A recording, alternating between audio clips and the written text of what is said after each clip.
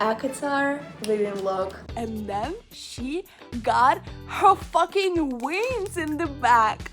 This book was just like, finally. Please don't watch this video if you haven't read the books. And I have so many things to tell you.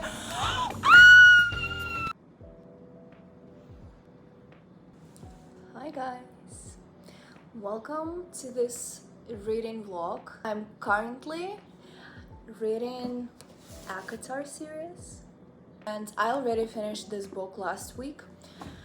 This week we are reading A Court of Mist and Fury. I think we should start already, so without further ado, let's get into it. ACOTAR reading vlog. This video will be made with like different parts because now I'm reading this book and I will show you my like life reactions to this book. I do have some quotes I want to talk to you about right now, and then the rest of the book I will just film when I feel like it's insane and I need to talk to someone. Before we get to this book and the quotes I already like have here highlighted, let's start with the first book in this series, A Court of Thorns and Roses. I gave this book 3.5 stars, I think. I don't think it's like the best book I've ever read, no. But for sure, when you start a series of books, you need to start somewhere. And this was the beginning, and I think it's like nice. So this book was the first book I've read by Sarah J. Maas, and I love the way she writes. I love the plot, and I actually did enjoy the last part of the book when she had her trials and stuff. I can see why people didn't like Riz, the guy. I think it's like our main guy. Who else? Because I don't like blonde guys. So the Tamlin, I think so. So a blonde guy in a mask. What? I didn't like him. I didn't like that he wasn't talking to her much. He like was so inside of himself, and I do see why people like him. But before I started the series, I saw fan art of Riz, and let's just, every time I will mention reason, I will put a picture for you, a fan art, okay? Because most of us are visual learners and I know how important this is. Like, let's just, every time his name is mentioned, you'll have a picture. When I started this book, he wasn't in the beginning and I was like, that's why. And then he was in the forest. She was already interested in Tamlin, the blonde guy, we will call him the blonde guy.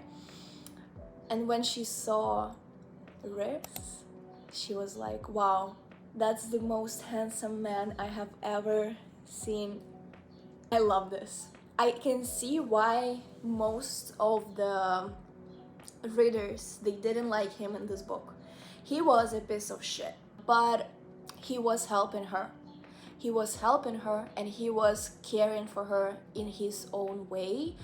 And in the end of the book, I loved when he came to her cell and he was just sitting there and he was just talking to her like, you know, I feel so lonely. This broke my heart because I'm so lonely. And he was also there like a prisoner or something. So I feel like I was biased from the beginning of the book. I love him. I love him from the beginning. When I saw him, I still do love him. And we finished this book when she, the main character, Fairy, her name Fairy, I'm sorry about the name. She agreed to live with him for a week every month. Yeah, I was super excited when I finished this book. This book was just like, finally. Let me tell you guys, the last time I felt something like this for the book was last year when I first started reading fantasy, romantasy books. The first series I've read was Forced Wing. And since then, I haven't felt anything in my chest as big, like these huge emotions for the book. I haven't felt since that time, and this book, it brings fullness to my chest, and I not even in the middle of the book. Okay, I love him. I love this guy. As I already said, he was kind of toxic in the first book, but in this book he tried to like tell her why he was like this. She doesn't want to talk to him much. She considers him as her enemy. I love the plot, and this video is like full of spoilers, so if you haven't read the book, please don't watch this video. In the end of the first book, she became a fairy, not a human. She was a human, then she died, and all the high lords of this world, they made her like their kind, you know? So she's not a human anymore, and she might have some powers, which we will see close to the end of the book, maybe like in the middle, I think. She will be like a powerful MFC. I love this. I love when they make women like more powerful than men in the books. Let's just talk about some quotes I have already like left in here. How she almost married this blonde guy, and then in her mind she wanted to say no, and she was like, please save me, Savan, please, I don't want to do this, no.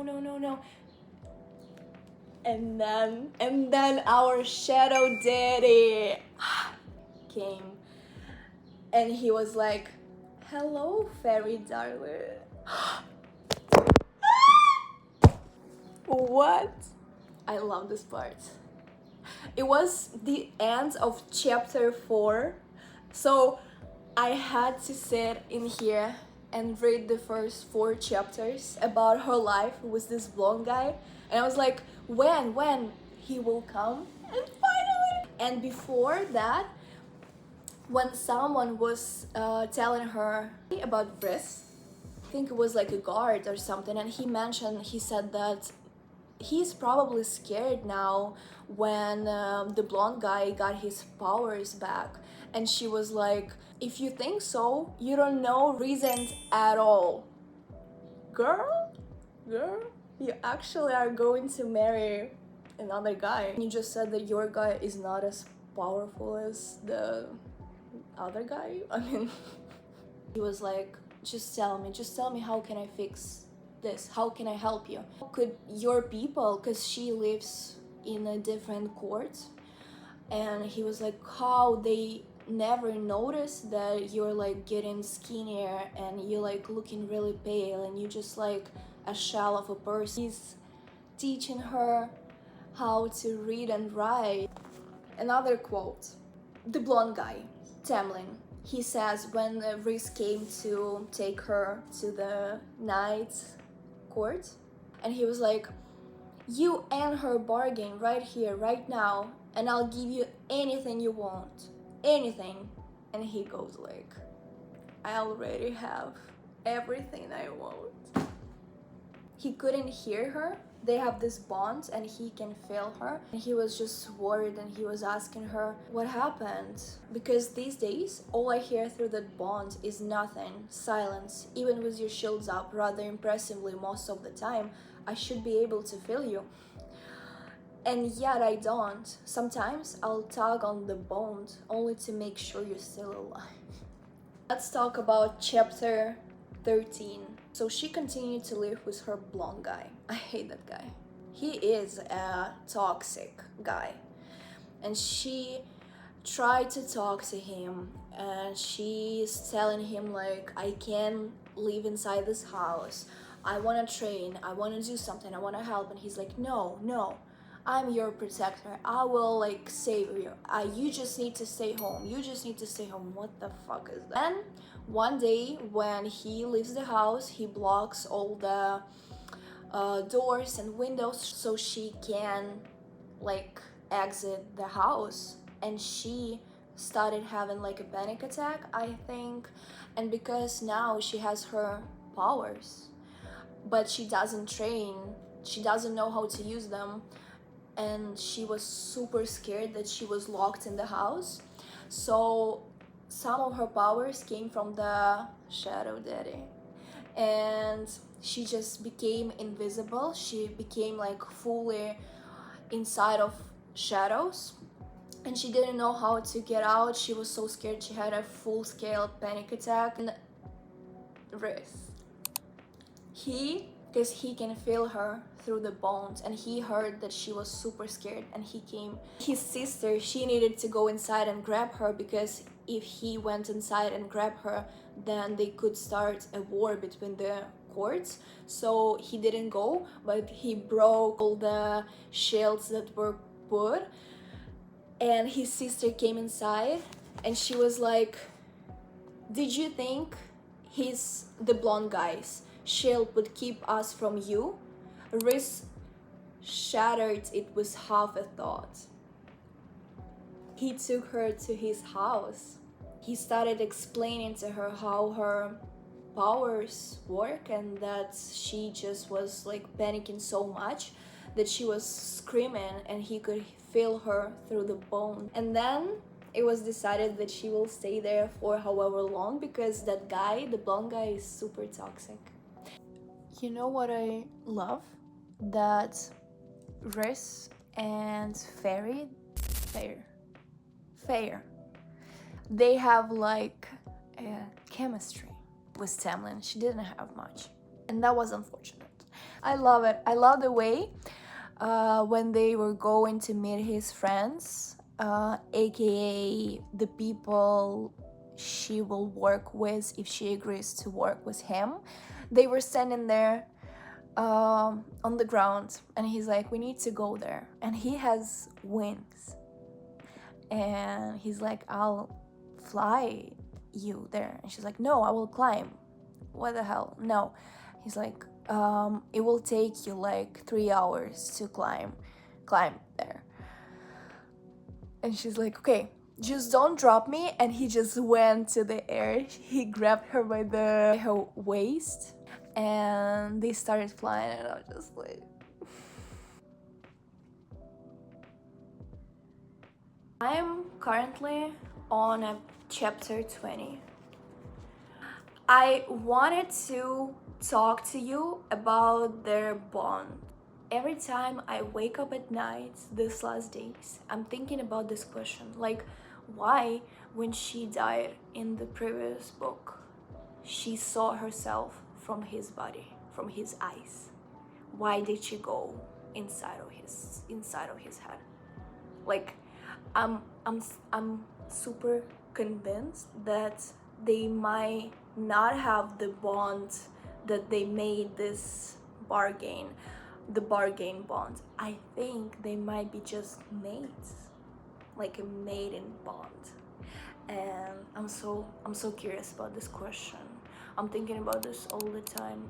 And yeah, chapter 20, and I have this quote I was reading yesterday, and in the end, because now she works with him and she helps him, and they need to go to one place and they will like test her powers. She's like, so I'm your huntress and a thief?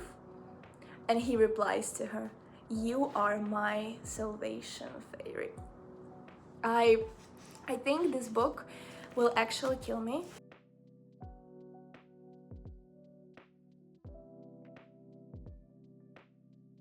Should I put my glasses on? Guys, I am on chapter 35 officially.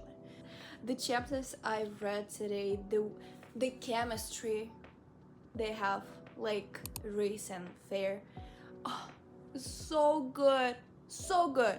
I love it so much. Like those little letters they send to each other, like, and he starts to flirt with her, and love how her life is getting better in this court. There was a moment when she was learning how to fight with Cassin, and he started asking her about Tamlin and the letter she sent to Tamlin saying that she left by her own will and he doesn't need to come for her and she won't probably come back. And Cassin was asking her like how does she feel about it, and she was feeling super like scared and sad and angry. Loved him and she had done so many things for him and he haven't done almost anything for her. He wasn't fighting for her, and the only guy who tried to do best was Rhys. When she was in her cell and he was coming to her and he was kind of like trying to distract her from her own mind.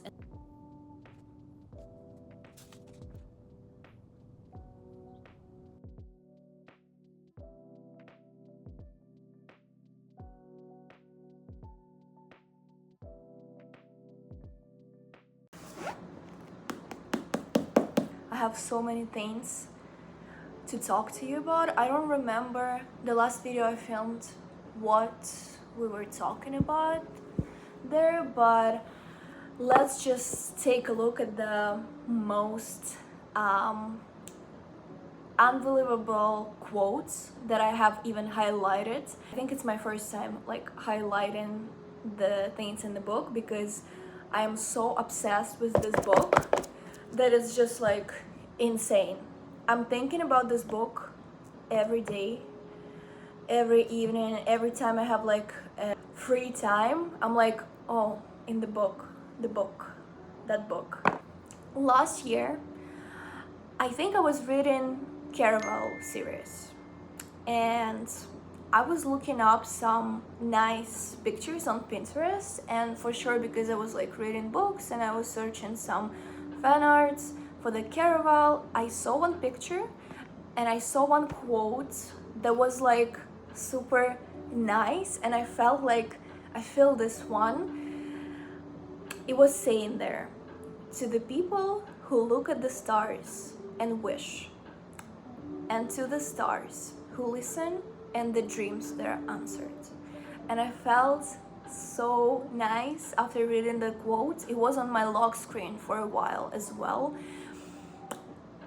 I am reading this book and I see this quote in this book and I'm just, what? This is like even more special book to my heart now because of this quote. They went to the summer court and they were trying to get a loan with the high lords of summer court, and Rhys tells her that he was jealous. He was jealous that he will never be like him. He will never be as free as him because his reputation is super bad. Like, he is a bad guy. He is the villain in everyone's story and no one knows his other side. Like, he's a caring, he has friends, he cares for them, he sacrifices so many things for all of them to keep them safe. He sacrificed his like well-being, mental health, his body to save the city he has there and save his people, his friends, because he knew that they all faced something in their childhood and he didn't want them to face anything like this again. And he says, so yes, I was jealous of him because it will always be easy for him and he will never know what it is to look up at the night sky and wish.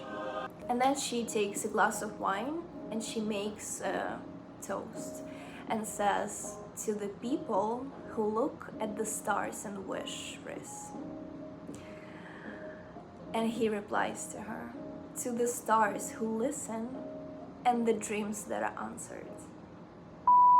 This is amazing. They have the same qualities and I think they're like super soulmates because he was sacrificing his life to save the people he loved. She sacrificed everything to save her family first, and then she sacrificed everything to save her love, Tamlin, in the first book.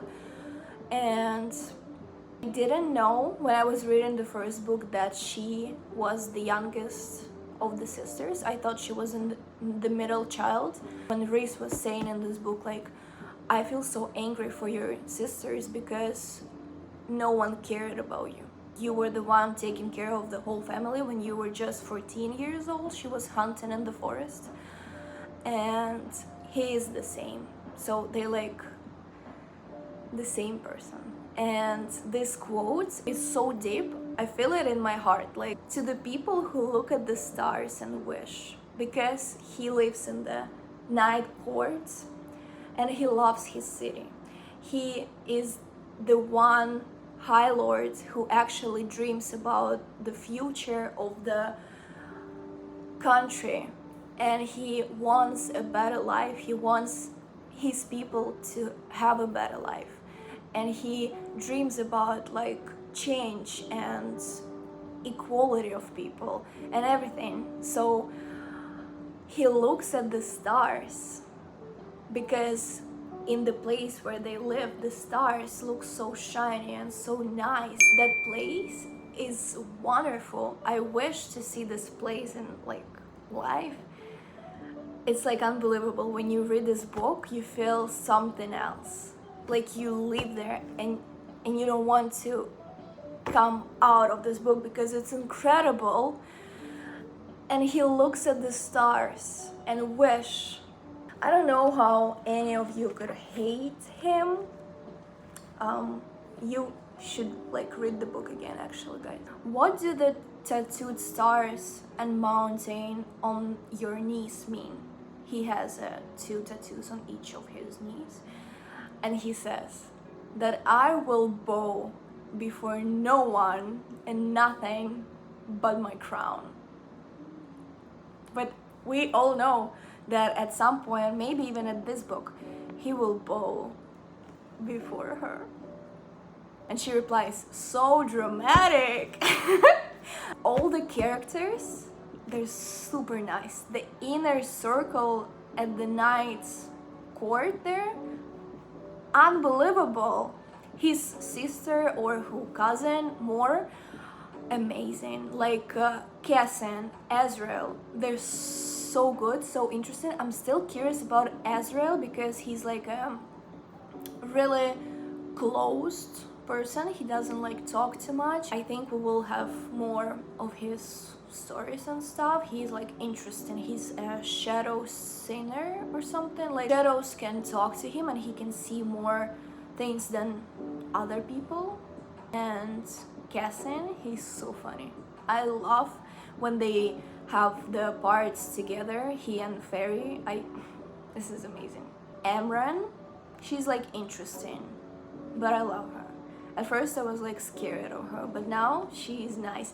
I love the part when Fairy and Amran, they were still in the book from the summer court, and then because Fairy gave her jewelry to a really ugly, really scary person, they live in the waters and no one ever like gives them money because they like outcasts basically. So no one ever gives them money, but she did because she knows how it feels to not have money, or you can use them and pay your debts. And she was like, you just give it to me without anything in like exchange? She's like, no, just take it. And she told her that she will never forget. And when they were still in this thing, they were like locked up and they couldn't like leave this summer court. There was so much water, and then those creatures, they came to save her. Both of them. And she was asking, what the hell? So, and she tells them how she gave her the money. Like, I gave her some of my jewelry to pay her dues. She swore that she and her sisters will never forget the kindness. And then Amran started laughing. her body shaking, and she say only an immortal with a mortal heart would have given one of those horrible beasts the money. It's so, whatever luck you live by, girl, thank the god for it. Found family trope in this book is amazing, and that's how many quotes I have. And I also mark them with this pink marker, so now they look kind of like this, if you can see. I fear that she might have to go back to Tamlin because she sent him a letter, but I still fear that he might do something and come with a war to the Night Court, so she might like go back to him, and we might not have them together in this book.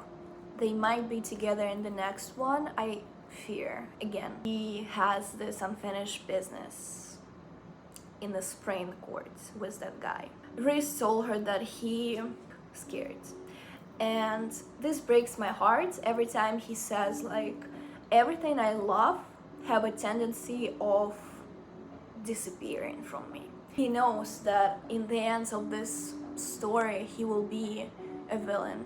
The guy who stole the bride, the guy who locked her, the guy who is a bad guy. And everyone will think that Tamlin is a good guy, the guy with like a good soul, and Rhys is the bad guy. And it's because no one knows about his story, because in the eyes of the whole world he is a bad guy, because everyone have to fear him, and he's such a lonely soul. So I love. I'm locked in. When I asked my boyfriend to buy me this series of books, I didn't expect much. I knew people like them. I knew that Sarah J. Maas is like really popular fantasy writer. I didn't expect anything. And when I was reading the first book, I love the world, I love some things, and this book is gonna be my undoing.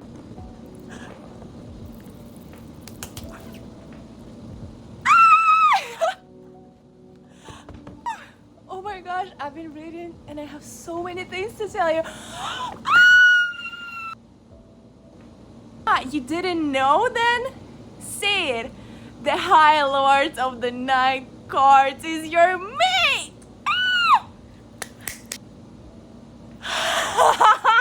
I knew this. I knew this! I knew this! He probably knew that they were fucking mates, even in that book. I knew this, that she couldn't go inside of his head when she dropped. The High Lord of the Night Court is your mate, not lover, not husband, but more than that, a bond so deep, so permanent that it was honored over all others, rare, cherished. Does he know? Yes. For a long while? Yes, since... No, he can tell me. I want to hear it from his lips. You are... The surreal crocked his head. You're feeling too much, you fast, I cannot read it. How can I possibly be his mate? Mates were equals, matched, at least in some ways. He is the most powerful High Lord to ever walk this earth. You are new. You are made of all 7 High Lords, unlike anything. Are you two not similar in that? Are you not matched? Mate. And he knew. He'd known. And so many things happened, guys. And there was one part in the chapter 47. So they were in the forest, and Lucien, the guy who was working with Tamlin, he found her and he was like, come with me, and she's like, no, I'm not going there, I'm not the prisoner, I don't want to go back, I will never go back. And then he was asking her like, what did he do to you? And she was telling him, I beg you so many times to help me, to get me out of the house, even for an hour, and you left me alone and showed me into a room with Ian's, or told me to stick it out. And he replied, and I suppose the Night Court is much better. And then she can tell him that the life there is so good because she lived in this city that isn't protected from everyone, so he can know. and she said like, I won't tell him about that. I will keep Valeris safe, keep Mor and Amron and Cassin and Azrael and Rhys safe. I said to Lucien, low and quiet, and as vicious as talons that formed at the tips of my fingers, as vicious as the weight between my shoulder blades. When you spend so long trapped in the darkness, Lucien, you find that the darkness begins to stare back. And then she got her fucking wings in the back. Girl, she is. She will be a high lady of the night guard. And then they had a nice one bad trope. Before I started reading this book, no one told me that this book is gonna be a huge love letter. And chapter number 54 will be such an amazing chapter. I think it's the best chapter in humankind. I was reading it yesterday before I fall asleep, and it was too much. The chapter was so good, it was too much. Rhys came to her and he started to explain why he didn't tell her that they were mates. He told her when he knew that they were mates. How he let her go with Tamlin, because if she was happy, he was willing to let her go. He saw her in his dreams 3 years before they met. And she, while she was in her house, she was painting her house, and there was like drawers to each of the sisters, and she drew something for each sister, and she drew night sky for her. 3 years ago, I began to have these dreams. At first they were glimpses, as if I was staring through someone's eyes. The images were foggy, like looking through cloudy glass. They were brief, a flash here and there, every few months. I thought nothing of them until one of the images was of a hand, this beautiful human hand, holding a brush, painting flowers on a table. He told her everything, like his points of view, and this whole puzzle, every question I had in my head since the first book, they all came together. When he met her in the first book, he read her thoughts right away. So when she saw him and she was thinking, this is the most beautiful male I've ever seen, he heard that.